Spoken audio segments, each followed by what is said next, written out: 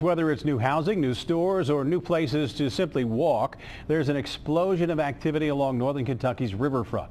Much of it getting a good start with the warm weather. Local 12's Paula Toti joins us live from Newport with the pictures that prove the progress. Paula. Rob, let me set the stage. We're at Newport on the Levee, the start here of the Purple People Bridge, and behind me something new. You'll see a board blocking it, so I can't go on the walking path just yet because new cement was poured just today.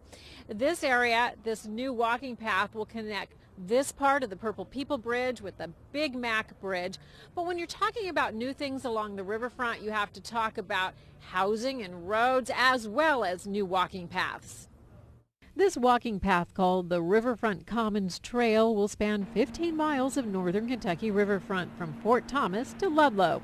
6 segments will get their start this summer. It will take more than a few years for a completed, unbroken trail through private and public partnerships. And as we put those segments together, you're going to see people use them and start to believe in what we're doing, and we'll be able to raise more money to do the remainder of the trail. Jack Moreland is president of Southbank Partners, a not-for-profit economic development organization that works with 6 riverfront cities on future planning.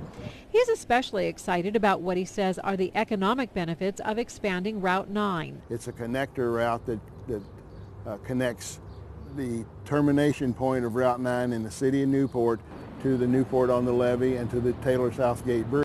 Bids for the project go out in July, and it should take about 3 years to complete. Moreland says routing more traffic over the bridge will be good for economic development along the new stretch of road.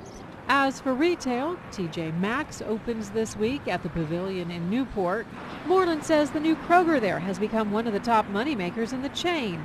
The new Riff Distillery that opened last week next to the Party Source is now the most northern point in the Bourbon Trail.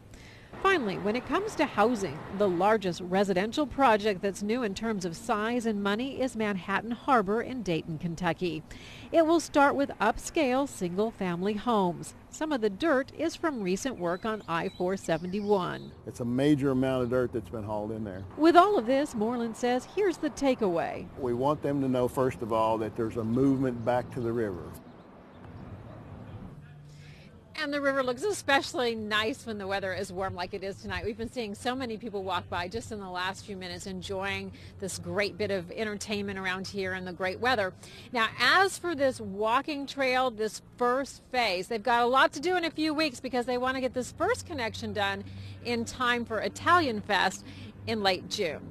Reporting live from Newport, Paula Toti, Local 12 News. All right, so let me get a better handle on where you are. Are you near the Purple People Bridge? Are you up on the levee? Yeah.